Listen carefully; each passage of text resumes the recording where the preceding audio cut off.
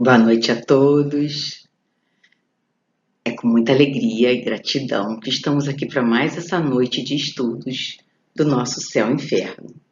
Como fazemos todos os inícios de aula, vamos fazer o nosso Evangelho, que eu gosto muito de trazer assim e abrir na hora, acabei abrindo antes de chegar até vocês, mas abri aqui na fé e a caridade. Olha, eu vos disse recentemente, meus queridos filhos, que a caridade sem a fé não seria suficiente para manter entre os homens uma ordem social capaz de fazê-los felizes. A caridade é impossível sem a fé. Então, já de posse dessa leitura tão engrandecedora, a caridade é impossível sem a fé, e a fé é o ponto principal de nossas vidas, nossas buscas. Vamos pedir a Jesus que esteja conosco nessa noite, agradecer à irmã Maria Angélica essa oportunidade e que os nossos amigos benfeitores espirituais possam estar aqui, nos intuindo em todos os instantes, para que possamos aprender mais esses ensinamentos que vêm nesse maravilhoso livro. Obrigada, Senhor, pela presença em nossas vidas, graças a Deus. Queridos, estamos prontos para iniciarmos mais um capítulo do nosso livro, O Céu e o Inferno, e que é o capítulo 7, intitulado Espíritos Endurecidos. E aí vamos ver as noções de espíritos endurecidos.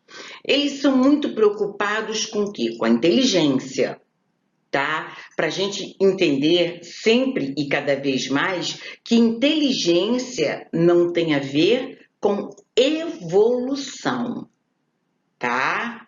Lembram-se, vou fazer pela última vez no ano, acho eu, ó, as duas asas. Lembram-se?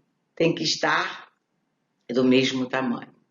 Então, inteligência nada a ver com elevação moral e espiritual.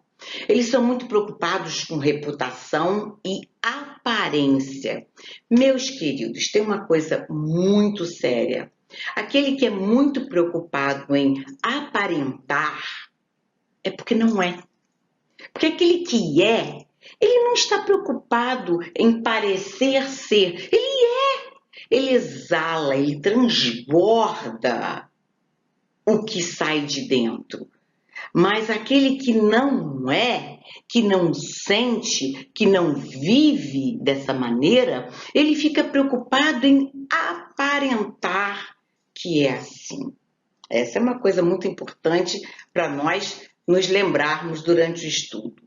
Não gostam de ajudar. Por que não gostam de ajudar? Dá trabalho. É incômodo, realmente, ajudar dá trabalho.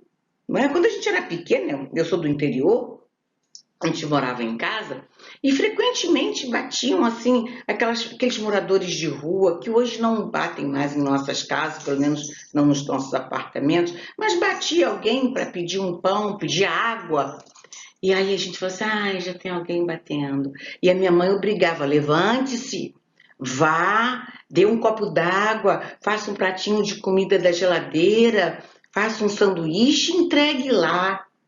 E a gente ia meio de má vontade, mas isso foi muito importante, porque nos fez aprender a vencer um pouco os incômodos e ter um pouquinho de trabalho para atender aquele necessitado.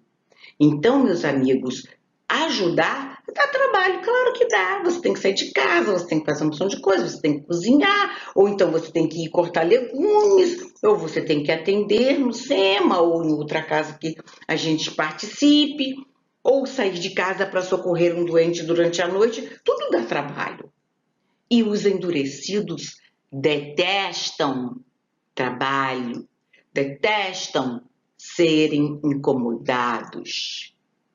Eles sofrem na vida espiritual, mas não sofrem por dores físicas ou incômodos dessa sorte. Não é realmente assim, dessa forma. Eles sofrem porque não encontram quem atendam, aqueles que atendam seus caprichos e ordens, são soberbos, não é? A soberba é uma das características dos endurecidos. Não querem se modificar, não querem mudar sentimentos, não querem educar maus hábitos, porque aos olhos deles, nem maus hábitos têm. Têm hábitos e comportamentos naturais para eles. Não se julgam com a menor necessidade de transformação íntima. Olha isso. Olha, preso, nós vamos ver. Não vou falar antes da hora. Então, eles não se veem com necessidade de transformar o interior. Estacionam, permanecem ali por teimosia, indiferentes, totalmente indiferentes aos princípios superiores da vida. Olha isso. Quais são os princípios superiores? A bondade, o desapego, não é? O trabalho no bem. Esses são os princípios superiores. A honestidade, o bem viver, o bom ser, o homem de bem. Eles não têm a menor vontade, o menor desejo de um dia serem homens de bem. E aí nós vamos começar.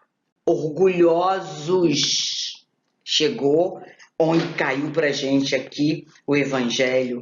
O que o Evangelho diz? Que um dos maiores males é o orgulho, que devemos nossas tristezas e dificuldades atuais justamente ao orgulho. E esses irmãos, eles são tremendamente orgulhosos. Perdi o botão. Tá aqui, ó. O orgulhoso julga-se mais do que realmente é. Ele se acha o superior. Não aceita comparações. Como assim alguém me comparar com aquela pessoa? Eu sou muito melhor. E se me comparar com alguém, vai estar me rebaixando. Porque ele se considera acima de todas as outras pessoas. Isso está no Evangelho, não sou eu que estou dizendo nesse momento. E aí a gente continua, olha, o amor próprio desses irmãos endurecidos, desses espíritos endurecidos, é muito acentuado. Então, o que acontece? Quando você precisa ter amor próprio, todos nós precisamos ter amor próprio. Mas quando esse amor próprio é acentuado demais, é exacerbado, nós costumamos nos contrariar por motivos muito pequenos, por coisas assim ínfimas. Ficamos aborrecidos, como a gente costuma dizer, né? A gente estica a tromba assim. Quem quiser que tropece nela. Então, esses irmãos endurecidos, eles ultrapassam o amor próprio. Isso faz com que eles reajam explosivamente a quaisquer críticas ou observações. Como assim? Quem é fulano para me criticar? Quem é ela para fazer uma observação negativa sobre a minha pessoa, ou sobre o que eu estou dizendo, ou sobre o que eu estou fazendo? Reagem explosivamente, beirando a ira. Necessita ser sempre o centro das atenções. Aquela pessoa que quer todos os holofotes para cima dela. Já viram, né? Tem umas classes aí que tem bastante. Centro das atenções. Suas ideias são as certas. Não existem ideias que não partam de sua própria mente, que geralmente também não parte. Às vezes não conseguem nem criar ideias, tá? Mas o que ele falar é sempre o que tem que prevalecer. A sua vontade tem sempre que prevalecer. Não aceita a possibilidade de seus erros. Já vimos isso aí atrás um pouquinho. Não erra nunca. Então, não existe diálogo construtivo. Quando você chega e diz, olha, eu queria conversar com você, te explicar um pouco sobre o que está acontecendo, o que você pode fazer para ser um pouco melhor e tal. Não, não existe isso, porque nunca está errado, não é? Está sempre certo. Ao ser elogiado, por quaisquer motivos que sejam pequenos, enche daquela satisfação presunçosa. A pessoa chega até a erguer o queixo. Já viram? As pessoas que estufam o peito assim, erguem o queixo, não é? Cheios de satisfação por um elogiozinho assim, banal às vezes. São irônicos, debochados, atingem o próximo através da ironia e do deboche. Gente, ser irônico e debochado é muito triste. É muito, assim, inferior ter esse tipo de atitude. Graças a Deus, nós todos que estamos assistindo, que estamos dividindo essa aula, nós não somos mais debochados nem irônicos. Mas para aqueles que a gente possa conhecer, que ainda tenham esse hábito, a gente pode deixar um alerta, olha, ironia não, deboche não, porque isso é muito pequeno para o tipo de elevação que nós precisamos alcançar. E egoísta, tá aqui. Orgulho e egoísmo. Orgulho e egoísmo são as duas palavras que, assim, tem que acender um alerta vermelho na nossa mente. O egoísmo é parasita destruidor. Preste atenção.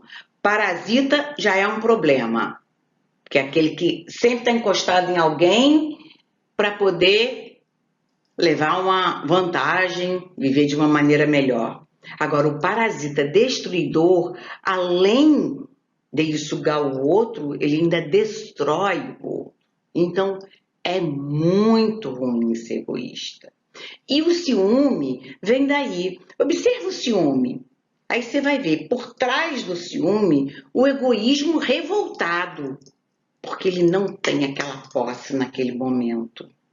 A pessoa, a coisa, a situação não pertence só a ele. E aí esse egoísmo se revolta e daí nasce então o ciúme. Estão percebendo? Como uma coisa é ligada à outra. O orgulho é ligado ao egoísmo, que é ligado ao ciúme, e esses hábitos tão perniciosos ainda habitam entre nós. Examine a ira. Olha, ira, gente, ira é um perigo. Aquela ira que vem de quebrar, olha, jogar coisa na parede, socar a mesa, já viram isso? Às vezes acontece. Se você examinar profundamente a ira, você também vai ver aí o egoísmo contrariado explodindo. Porque ele ficou tão revoltado, foi tanta contrariedade que ele explodiu. E aí a gente vê egoísmo contrariado vira ira. Percebem que se a gente começar a analisar, vamos ver a raiz de tudo. Sempre, quase sempre, orgulho e egoísmo. E agora, então, nós chegamos ao primeiro comunicante da noite, Lapomerai. Lapomerai é um espírito, não é, que veio até a Sociedade de Paris naquela noite. Ele não foi evocado. Geralmente os espíritos eram evocados para comparecerem até aquela noite, darem suas declarações, responderem perguntas.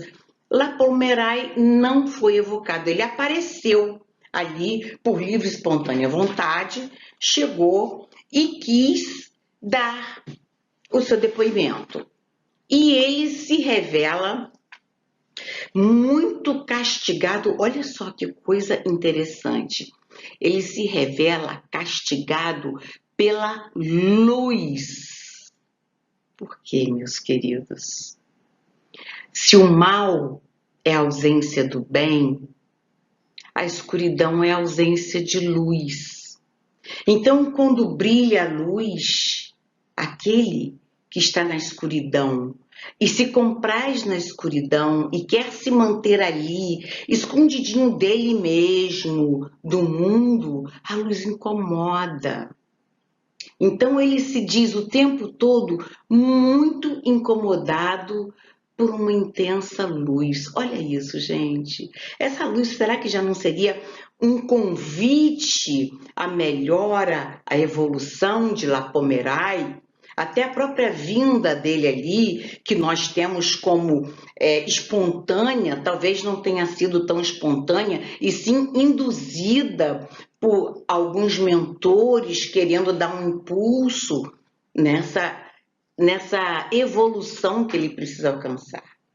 Então, ele ali naquele momento, ele se reconhece como sendo um grande criminoso. Bom, essa situação de ser um grande criminoso já nos mostra o quê? Porque a luz incomoda.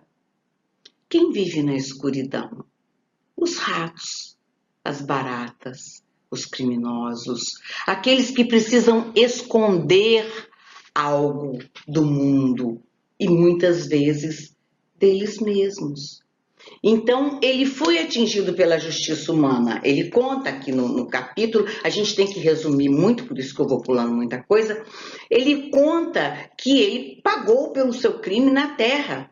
Ele ficou preso, ele ficou na escuridão do cárcere, ele foi, como diz ele foi maltratado pelos homens no cárcere e tal, e ali ele vivenciou essa parte. Mas ele era um ser muito inteligente, tanto que ao ser perguntado ali naquela mesa se ele estava perturbado, como é que era esse momento de perturbação para ele, como é que ele estava vivenciando isso, ele responde que a perturbação não existe. A perturbação só existe no cérebro dos encarnados, naqueles que estão ali fazendo as perguntas. Ele mesmo não está se sentindo dessa forma. E ele realmente, ele não está perturbado, porque ele sabe da sua situação. Estou bem morto. Olha isso.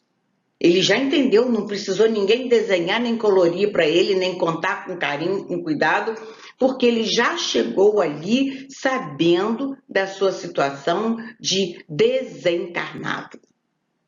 E aí ele começa, olha a ironia. Tá vendo? Agora ele entra na ironia. A vida é uma comédia lúgubre. Bom, se é lúgubre, já não podia ser comédia, não é? Porque comédia é uma coisa alegre, uma coisa para cima. E lúgubre é uma coisa triste, uma coisa temerosa. Então ele entra numa contradição do que ele mesmo está dizendo. E aí ele começa a falar. A luz ofusca-me e penetra, qual flecha aguda. Ela penetra a sutileza do meu ser. Ele percebe até mesmo que ele não tem mais o corpo físico, que é a armadura do perispírito e do espírito. Ele percebe que já deixou essa capa, já deixou esse grande escudo e que agora ele só tem um corpo mais fluídico que não é capaz de defendê-lo dessa luz que tanto o incomoda. E aí ele chama de esta luz odiosa. Na grande verdade, ele sente que essa luz é odiosa porque essa luz o está convidando a uma transformação. E transformação não é uma coisa, como a gente viu no começo, que o espírito endurecido quer. Mudar dói, dá trabalho. Então ele não quer se transformar. E aí a luz é odiosa porque a luz o está impelindo para uma transformação. E aí Ele é assombrado com a própria personalidade dele. Ele gosta de quem ele é, como ele é. Arrependimento está vindo. Está vindo, está chegando devagarzinho. Quando a gente vai estudando Lapomerai aqui no livro, a gente vê que o arrependimento vem chegando até pelas próprias, vamos dizer, pelos incômodos que ele vem sentindo. O arrependimento já é um sinal de estar presente. Ele está evoluindo através da lucidez. Percebam que a inteligência dele, que é um espírito muito inteligente, é um espírito muito lúcido, vai encaminhá-lo, sim, à evolução. Ele vai chegar à evolução. E aí, a gente traz uma perguntinha aqui para a gente responder. O espírito progride no estado errante? Sim. Na erraticidade, que é onde estão esses irmãos que vêm nos trazer essas comunicações, o espírito progride sim. Como? Gente, progride estudando, trabalhando, observando e escutando os mais esclarecidos. Então, Lapomerai, no momento que ele está ali, já prestando atenção, porque ele, se a gente comparar com os outros espíritos do capítulo, ele é um dos mais atentos. Ele é um dos que mais participa, é um dos que mais está presente, vamos dizer assim, daquele momento de comunicação. Então, ali ele já está observando, escutando, querendo ou não estar. E aí depois a gente tem notícias aqui no próprio livro que ele volta por outras vezes, várias vezes. Ele volta e ao final, olha a evolução na erraticidade. Ele já pode ser classificado como espírito arrependido. Ou seja, ele deixou de ser um espírito endurecido para ser um espírito arrependido. Através de quê? Eu não creio que ele tenha chegado talvez tanto a trabalhar, mas a observação, a escuta, que acaba se tornando um estudo. Quando nós escutamos com muita atenção, isso é um sinal de que estamos estudando, estamos aprendendo. Então, dessa forma, ele conseguiu mover um degrauzinho na erraticidade. Ele saiu de espírito endurecido para espírito arrependido. E já reencarna numa situação diferente para novas conquistas que irão acontecer. Vamos continuar então com o nosso segundo espírito da noite, tá? Com o nome de Ângela. Espontaneamente também, não foi evocada pelos médiuns nem pelos doutrinadores. Ela compareceu ali àquela reunião, assim exatamente como o Lapomerai. E ela então vem e ela mesma se intitula de Nulidade na Terra. Olha isso. Isso foi em Bordeaux, 1862. E aí o doutrinador então começa a conversar com ela, através do médium, e aí ele pergunta: arrependei-vos de vossas faltas? Não. Ela diz não. Por que então vieste aqui? Ela falou uma espécie de curiosidade para experimentar, né? Sois feliz? Não. Sofreis? Não. Vamos fazer uma parte aqui no sofreis. Muitas vezes o espírito ele entende como sofrer o sofrimento físico que se abate sobre o encarnado, vamos dizer assim. Quando você corta o pé, você está com sofrimento físico. Quando você tem um reumatismo, você está com sofrimento físico. Então, muitas vezes o espírito não está com nenhum sofrimento que lhe cause dor. E para ele não está sofrendo, esquecendo-se que a maioria dos sofrimentos é até aquele sofrimento no qual a dor física não está presente, é o sofrimento moral. Então ela diz não sofrer.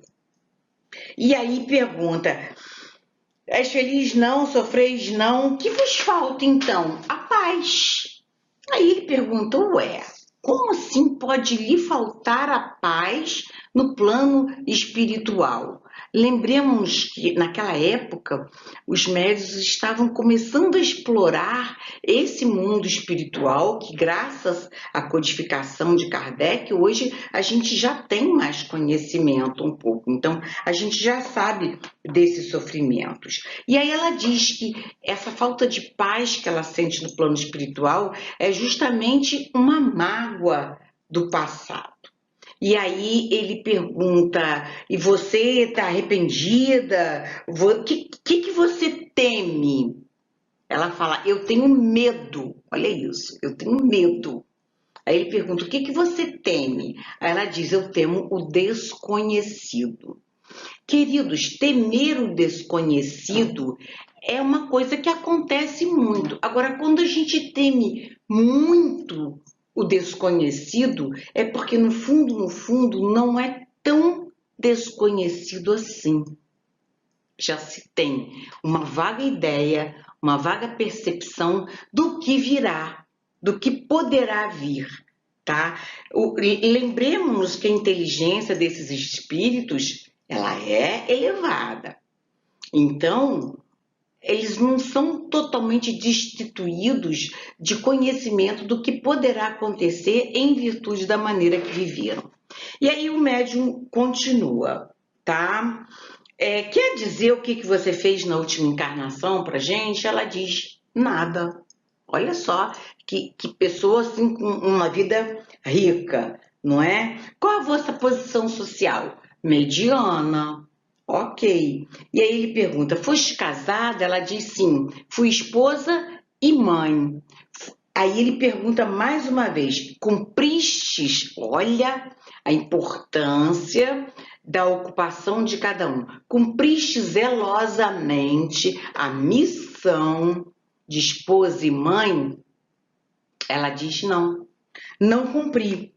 Não, meu marido entediava-me, bem como meus filhos. Olha isso, gente. Como essa pessoa sofre e não percebeu ainda o que é sofrimento. Sofrimento é isso, é essa falta de sentimento. E aí ele continua: como então você preenchia a sua existência? Ela diz: a princípio, quando solteira, me divertindo, me distraindo, levando uma vida de prazeres. E depois, como mulher casada, só entediava-me, enfadava-me. Quer dizer, o lar, os filhos, o marido, a casa, só causava enfado. E ele pergunta: quem cuidava da casa, das crianças? Ela diz: a criada. Quais eram as vossas ocupações? Nenhuma, que é pior infelicidade do que a ociosidade. Nenhuma ocupação ela tinha. E aí ele pergunta então: quer nos auxiliar? Olha, agora a gente volta lá naquele slide que a gente viu agora há pouco, quando nos é dito como evoluir no plano espiritual. Quer nos auxiliar? Ela pergunta como. E ele então explica: você pode orar com aqueles que estão sofrendo, passar suas experiências para eles, conversar. Ela diz: não sei orar. Aí ele pergunta: podemos aprender juntos? Eu oro, você repete, você vai aprender. Ela diz: não. Ele fala: por quê? Ela fala: cansa. Gente, que pessoa infeliz.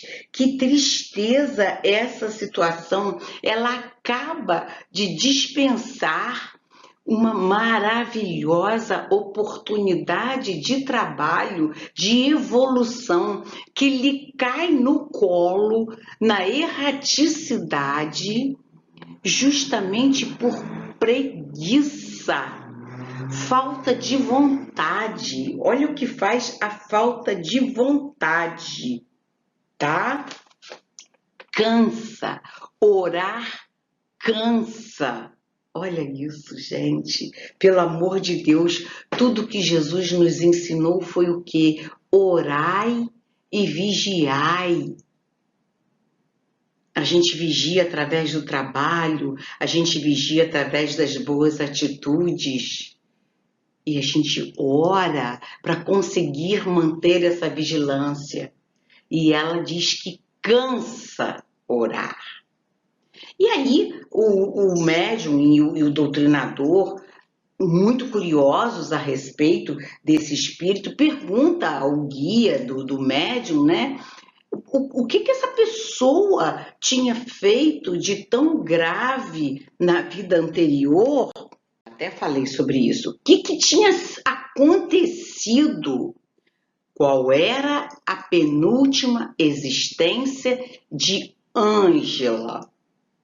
E aí, então, o benfeitor do médium diz: ela viveu a indolência beatífica, foi a inutilidade da vida monástica. Ou seja, deve ter vivido, ele fala aqui, olha, ela tem um vácuo no coração, o mundo dela é um vácuo. Esse vácuo já vem dessa existência anterior, dentro de uma vida de adoração, falsa adoração a Deus, que adorar a Deus é outra coisa, não é? Ela viveu numa clausura, com certeza, e essa vida indolente lhe causou esse estágio de estagnação, esse estágio de negligência com ela, com os outros, com os filhos, com o marido, com o lar, com tudo. Negligência total. Isso não acontece? Isso acontece. Isso acontece muito mais frequentemente do que a gente imagina. Conto uma historinha que há muitos séculos atrás existia um mosteiro e era muito bonito esse mosteiro, tinha um jardim lindo, maravilhoso, e nesse mosteiro tinha um frei chamado Monsenhor Aparecido e um jardineiro chamado Florencio. O jardim do mosteiro era lindo, enorme, enorme, enorme. E o único jardineiro que cuidava desse jardim era Florencio. E Monsenhor Aparecido habitava esse mosteiro junto com os outros monges. E todos os dias, após o café da manhã, após se banquetear, né, com aquele café saboroso, ele ia dar uma volta pelo jardim e tal, e sempre parava, dava uma palavrinha com Florencio, que estava ali na labuta, trabalhando. E Florencio, então, por diversas vezes perguntava: Monsenhor Aparecido, a dona Joelma, ela está doente no momento, precisava tanto que alguém fosse até a casa dela alimentar a sua criação de galinhas e de patos. O senhor não conhece alguém que pudesse ir até lá, ajudá-la nesse momento? Aí Monsenhor Aparecido dizia: ô Florencio, eu não conheço ninguém e também não tenho nem tempo de procurar alguém. Aliás, se eu tivesse tempo de procurar alguém, eu até mesmo iria até lá ajudar essa senhora. Mas eu estou ocupado, você sabe, sou muito ocupado no momento das minhas orações, das minhas adorações, das minhas novenas. Então, eu não posso ir. E Florencio, então, continuava o seu trabalho e lá se ia Monsenhor Aparecido. Outro dia voltava Monsenhor Aparecido e tal, falava mais uma vez com Florencio, e Florencio perguntava: ô Monsenhor Aparecido, o seu José da Vendinha, ele não sabe ler, escrever, fazer contas, isso está lhe fazendo tanta falta. O senhor não conhece alguém que pudesse ajudar o seu José a aprender a ler, escrever, fazer conta? Isso é tão importante. Aí uma Monsenhor Aparecida responde: ah, Florencio, eu não conheço ninguém. Também não estou com tempo de procurar. Se eu tivesse tempo de procurar, E mesmo eu iria lá 1 horinha por dia ensinar ao seu José, mas eu não tenho tempo. Você sabe, as minhas adorações, as minhas obrigações com a igreja, as minhas obrigações com as imagens, você sabe, né? Não me deixam tempo para quase nada. E 20 anos se passaram nessas conversas e nessas mesmas respostas. Bom, morreu Florencio. Morreu Florencio, o enterro de Florencio, ó, lotado. A aldeia inteira que circundava ali o mosteiro estava presente. Monsenhor Aparecido não foi, estava ocupado, adorando, rezando. E as pessoas até estranharam, nossa, Florencio, a gente achava que ele só trabalhava lá no mosteiro, que ele não conhecia ninguém, e olha aqui, que enterro cheio, não é? Muito bem. 1 ano depois de Florencio, morre Monsenhor Aparecido. Morre Monsenhor Aparecido e no velório, além dos outros monges do castelo, do mosteiro, estavam apenas os 2 coveiros que foram efetuar o enterro. Chegando então no plano espiritual, não é? Do outro lado, como a gente costuma dizer, depois de passarmos pelo portão, não é? O Monsenhor Aparecido enxerga um jardim maravilhoso, super bem tratado, flores magníficas, e no centro desse jardim, com uma construção linda, uma casa belíssima, quase um castelo. Ele vê Florencio. Ele fala, olha, lá está Florencio, agora sim entendi. Ele veio à minha frente para preparar a minha morada. Veio preparar esta casa para mim, com esses jardins maravilhosos. Que coisa boa! E aí corre em direção àqueles jardins. Só que quando ele chega assim pertinho para entrar no jardim, ele esbarra. Ele esbarra em algo que ele não vê, mas que não o deixa chegar até o jardim, muito menos chegar até perto de Florencio, que estava modificado, não estava com roupa de jardineiro, estava com uma roupa assim branquinha, limpinha, estava remoçado, as pessoas o buscavam, ele respondia, orientava e todos ali atarefados. E aí Monsenhor Aparecido vai e grita de longe, ô Florencio, abre isso aqui para mim, eu não sei o que está me impedindo de entrar, você vem preparar a minha casa, arrumar essa casa para mim, e agora tem algo aqui que não me deixa passar para ir, providencia logo para que eu possa entrar, que eu estou cansado, quero me sentar, quero me recolher, ser servido. E aí Florencio diz, Aparecido, esta não é uma morada particular, esta é uma colônia para espíritos em trabalho, em evolução. Vários habitam aqui. E aí Monsenhor Aparecido fala, é? Bom, não é bem o que eu mereço, nem o que eu quero, mas vá lá. É bonito, é bem tratado, abre isso daqui logo para eu entrar, porque eu quero me acomodar. E aí, então, Florencio diz, Aparecido, eu não lhe posso abrir esta barreira. Como não? Você está aí dentro? Aí Florencio responde, eu não posso abrir essa barreira, porque essa barreira ela é composta por vibrações. Quem tem vibrações do bem, quem tem vibrações melhores, vibrações de trabalho mais elevado, a barreira espontaneamente está aberta. Então eu não posso, não sou eu que detenho a chave desta barreira. É o interior de cada um.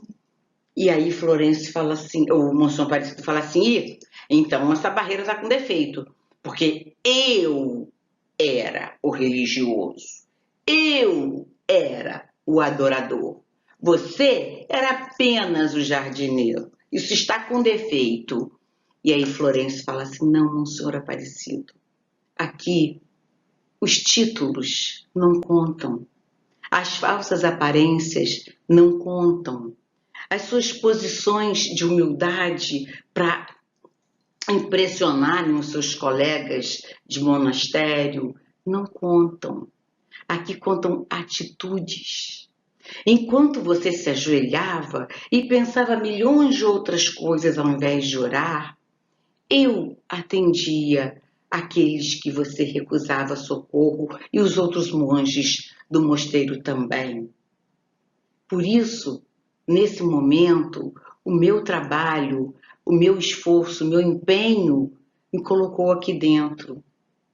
E a sua falta de generosidade, de caridade, o deixa aí fora. Mas olha, Florencio, olhe, Monsenhor Aparecido, troco o nome toda hora, gente, desculpa. Olha, Monsenhor Aparecido, não se preocupe, o Pai não desampara ninguém. Um dia essas portas estarão abertas para você. Siga pelo caminho, siga a estrada. Ela há de te conduzir a uma nova oportunidade, onde você fará melhor depois desse aprendizado e um dia conseguirá também usufruir desses momentos de trabalho que tão bem nos fazem aqui dentro, que tanto nos elevam, que tanto acalentam a alma. Vá com Deus, Aparecido. E não se esqueça, ninguém pode voltar e fazer um novo começo, mas todos estamos capacitados a começar a construir um novo fim. E assim, Monsenhor Aparecido seguiu seu caminho e Florencio continuou o trabalho que ele já havia iniciado na Terra. Então, gente, a inutilidade, meus amigos, é um dos piores defeitos. A preguiça.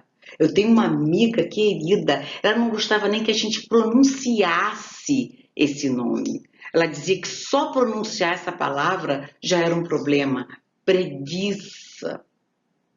Sejamos ativos no bem. Valorizemos cada minuto de atividade que a gente possa ter. E aí, depois dessa irmã querida, a Ângela, que uma hora também encontrou o seu caminho, assim como o Monsenhor Aparecido. Gente, a lei de evolução é para todos, não podemos nos esquecer dessas palavras de Florencio.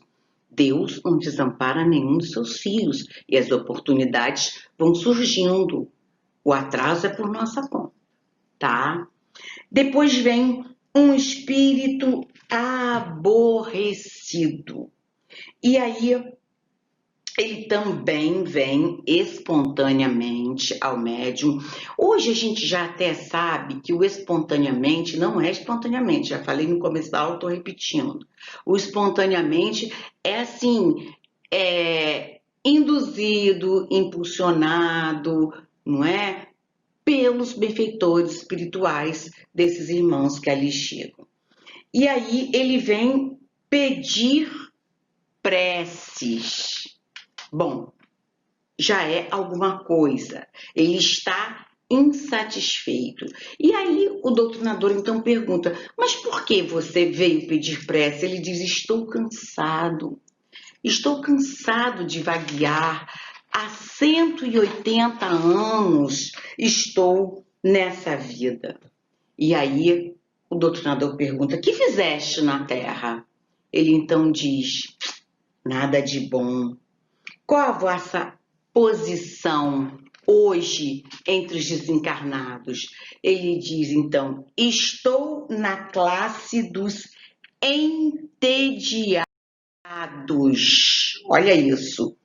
Entediado, cheio de tédio. E aí o doutrinador fala, escuta, entediado, eu não conheço essa classe de espíritos. Eu conheço espírito mediano, espírito endurecido, mas entediado não é bem assim uma divisão que eu esteja familiarizado. E aí ele diz, aqui tudo serve para nos definir em classes. Agora, olha, gente, olha o alerta. A gente lá se divide por afinidade A gente já sabe disso. E tudo gera uma classe, olha isso. Então ele pertence à classe dos espíritos entediados. Como ele, tem muitos mais. Muitos mais. E aí ele diz: eu estava votado ao tédio, que entre nós é um sofrimento. Tudo que não é alegria é dor. Então, ou ele tem diversão e alegria, ou ele tem dor porque ele está entediado, tá?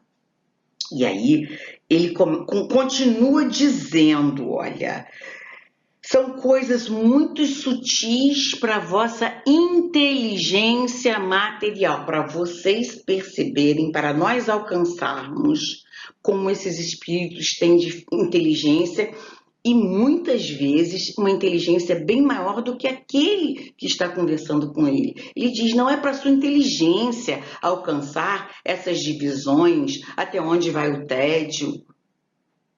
Percebem? O tédio paralisa a vontade, a preguiça. Olha, vamos agora ver uma ex-rainha da Índia. Essa é a rainha de Ud. Ud é um pequeno vilarejo, ou quer dizer, não sei se é pequeno vilarejo. Aqui ele é descrito como um reino, foi um reino na Índia, situado entre o rio Ganges e o Himalaia. Então ela chega, ela não morreu lá nesse vilarejo, nesse reino do qual ela era rainha. Pelo que deu para entender na conversa dela, o marido dela, o rei, foi destronado, ou o filho, e eles então foram exilados de uma certa forma para Paris, para a França. E ela nunca aceitou esse tipo de coisa, porque ainda em vida ela queria todas as honras que ela detinha como rainha de Ud, como uma rainha indiana. Então, ela se diz ali muito injustiçada e saudosa da vida. Ela queria retornar ao corpo, porque na cabeça dela, assim, na ideia dela, se ela retornasse ao corpo, ela retornaria a ter todos os privilégios. Lembram lá no começo que a gente falou que eles sentem falta, os endurecidos, dos súditos, dos criados, das reverências? Essa é aquela coitada, é a soberba absolutamente fora da realidade. Ela ainda não entendeu, embora já tenha entendido que deixou o corpo físico, ela ainda não entendeu que de rainha ela não tem mais nada, porque ela diz que queria que o corpo dela se levantasse do túmulo, tá? Ela lamenta não ter sido sepultada em solo indiano. Ela diz que a terra da Índia seria mais leve sobre ela, quer dizer, ela sente o peso da passagem para o outro lado. Ela gostaria de ter sido sepultada na terra dela, tá? E aí ela diz, eu era rainha e nem todos se curvaram ante mim. Isso na hora do desencarne dela. Ela sente falta daquela adoração dos súditos, né? E ela continua a dizer, eu sou rainha, eu continuo rainha. Olha isso, olha isso. E aí ela diz, meu sangue reinará. Meu sangue não pode se misturar com o sangue do povo. Gente, que orgulho de casta, né? De hierarquia, de nobreza. ela era muito apegada à posição de rainha. Aí ele pergunta a ela: sabes quem foi nas últimas encarnações? Ela diz: certamente rainha. Eu sempre fui rainha. Olha isso. Que apego a este título, a esta condição de soberana, não é? E aí ela diz: continua a ser rainha. Quero que envie escravas para servir-me. Não estou entendendo por que estou sendo tratada desta maneira. Para ela, ela está sendo tratada desrespeitosamente. Ela diz: parecem não se preocupar com a minha posição, com a minha condição de rainha. E aí ele pergunta qual era a religião dela. Ela diz: eu era muçulmana, não era hinduísta. Mas eu era poderosa demais, superior demais para me preocupar com Deus. Com Deus. E aí perguntam a ela: e Maomé? Maomé não era filho de reis. Olha só, para ela, o único valor na vida de uma pessoa era um título de rei, de rainha e de nobre. O único valor que uma pessoa teria seria esse. E aí perguntam a ela: e a religião cristã? Ela diz: não presta. Olha. Por que não presta? Porque considera que todos são irmãos. Olha, gente, quanto ainda sofrerá esse espírito até evoluir um pouco, abandonar um pouco, desapegar um pouco dessa condição de soberba. E aí ele pergunta: e o Cristo? O que você pensa do Cristo? Qual a sua opinião sobre o Cristo? Ela diz: o filho do carpinteiro nem é digno de ocupar os meus pensamentos. Gente, Jesus Cristo, a coisa, meu Deus, o evento mais maravilhoso que veio sobre a terra, que é o Cristo. Ela diz que é o filho do carpinteiro, sim, claro que sim. Na terra ele era filho de carpinteiro e era carpinteiro também. Mas não é digno de lhe ocupar os pensamentos, quando Jesus merece ocupar não apenas os nossos pensamentos, mas todo o nosso ser. Que dia glorioso será o dia que Jesus ocupar um espaço importante em nossos corações, em nossas mentes, em nossos espíritos, não é verdade? Então, aí ele pergunta: você invejava as mulheres europeias? Porque as europeias, mesmo naquela época, já eram muito mais livres do que as muçulmanas, não precisavam se encobrir todas. E aí ela diz: não, eu não invejava. Elas não tinham os súditos a ajoelharem-se aos seus pés, apesar de toda a liberdade. Gente, na cabeça dela só contava isso: ser rainha e ter súdito ajoelhado aos pés dela. Que coisa mais difícil. Até que o espírito de São Luís chega para o doutrinador e diz: deixai a pobre infeliz, deixai.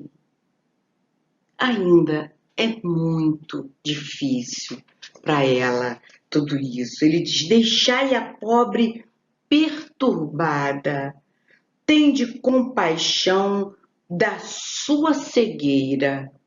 E eu desejo que ela sirva de exemplo para você e, claro, para todos nós que estamos estudando nesse momento. São Luís diz: não sabe quanto padece o orgulho dela em função de tudo isso. Que fique para nós essa lição de que essa soberba, esse orgulho, esse apego à casta, esse apego a títulos, a posições, não vale nada do outro lado, nada. Agora nós temos aqui Xumene.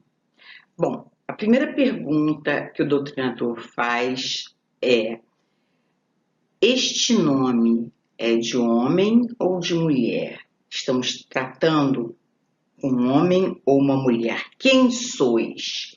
E aí ele diz: é de homem.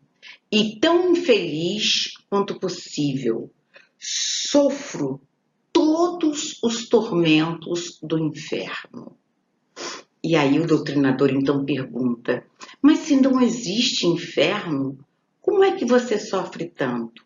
Ele então responde: pergunta sem sentido, que pergunta inútil.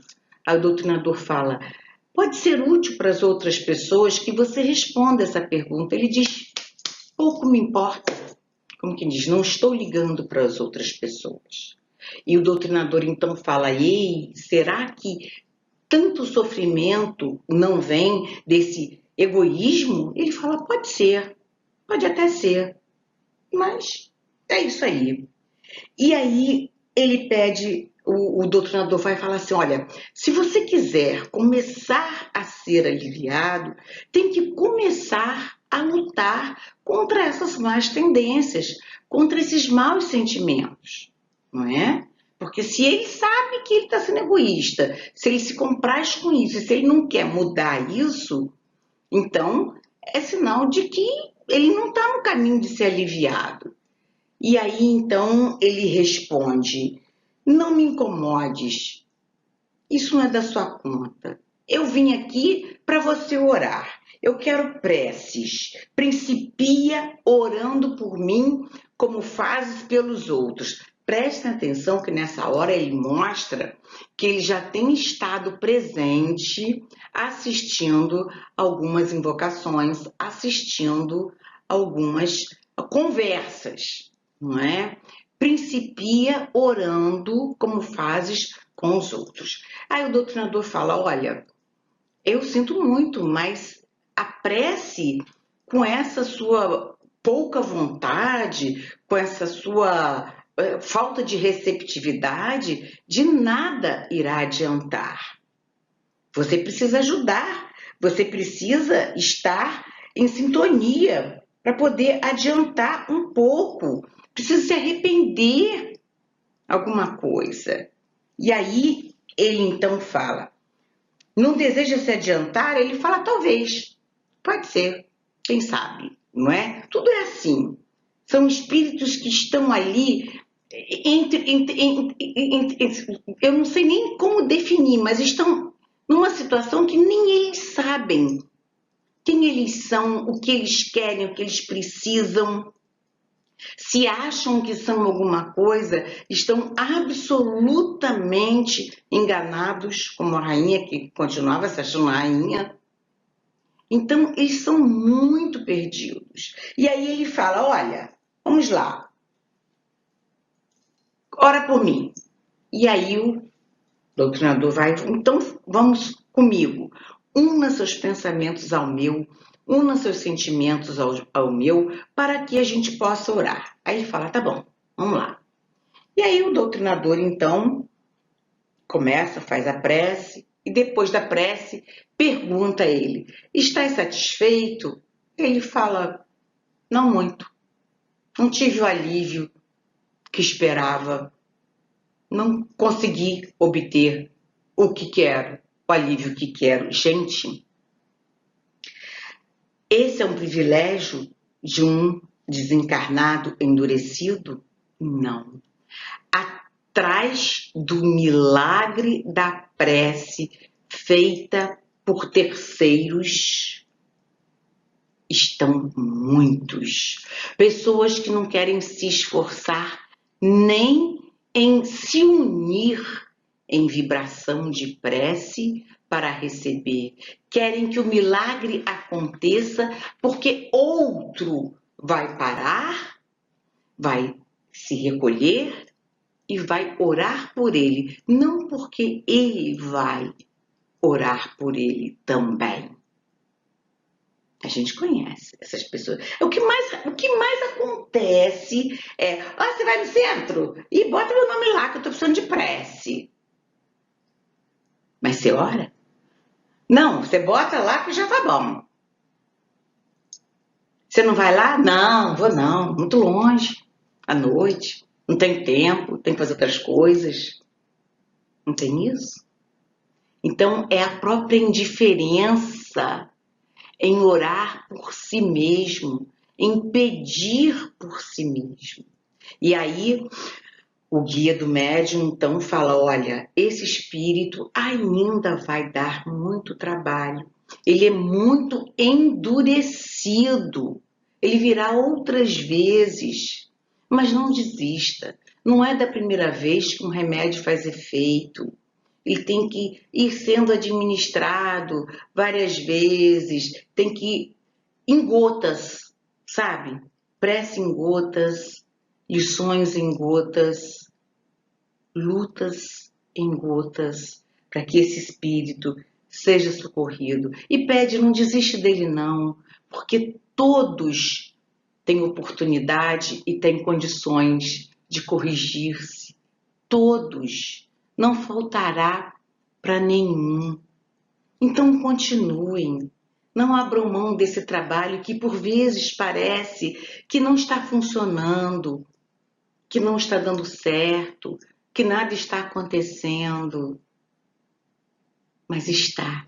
O pouco que se fala e que entra vai ficando como uma semente jogada numa terra e que com o tempo, com a chuva, com o sol, ela vai florescer e um dia será uma frondosa árvore para todos. E esse guia do médium explica mais ainda. Esses espíritos endurecidos, eles são mais difíceis de se recuperar do que os próprios espíritos que estão numa condição de malignidade. Porque esses que estão endurecidos, eles equivalem àquelas pessoas que estão encarnadas e são inúteis. Ninguém conhece ninguém inútil? Conhece, né? Conhece. Tem muita gente inútil. Então ele diz, são equivalentes a essas pessoas encarnadas inúteis. E eles estão nessa inutilidade, eles estão nessa falta de atitude, enquanto que aqueles que estão voltados ao mal, eles estão voltados ao mal, mas eles têm atitude, eles têm uma energia que os move, que os conduz. E essa energia, no momento que eles passarem para o lado do bem, ela será voltada para o bem.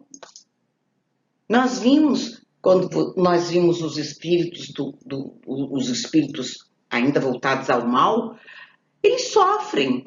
Eles estão voltados ao mal muitas vezes por quê? Por desamor, por vingança, por falta de entendimento, não é? Por sentirem-se desprezados.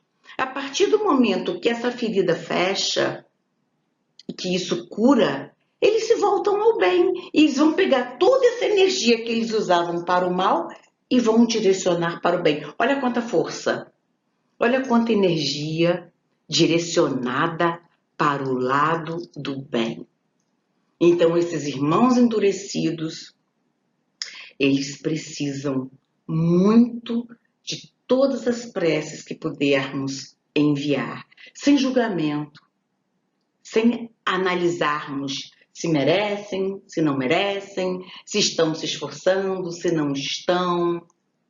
Oremos por esses que estão nessa situação no plano espiritual de endurecimento, para que vão aos poucos, deixando penetrar nesses corações empedernidos a palavra de Jesus, para que um dia também aceitem a evolução, o trabalho como caminho, o trabalho como caminho e o amor como saída. E nessa noite abençoada, eu encerro a minha participação no curso Céu e Inferno. Nós temos estudado durante esses meses. Foi tão enriquecedor. Eu já havia dado Céu e Inferno por vários anos até no SEMA, mas rever tudo, estudar de novo, montar de novo, foi muito importante nesses momentos, muito importante. Então fica aqui a minha gratidão ao SEMA, à irmã Maria Angélica, essa mãe amada, a minha gratidão a todos os participantes da casa que nos proporcionaram essa oportunidade. É minha imensa gratidão a Jesus. Eu queria convidar a todos para na noite de Natal nos unirmos em prece, nos lembrando dessa simples manjedoura onde Jesus chegou para nós, para nos mostrar que Ele é o alimento da alma, Ele é o alimento do espírito e através dele, através de suas palavras, seguindo suas atitudes e seus exemplos, que nós vamos vencer a nós mesmos e sermos melhores. Um dia, bem próximo. Feliz Natal para todos. Muito obrigada por estarem conosco, por dividirmos esses momentos tão maravilhosos. Que assim seja, graças a Deus.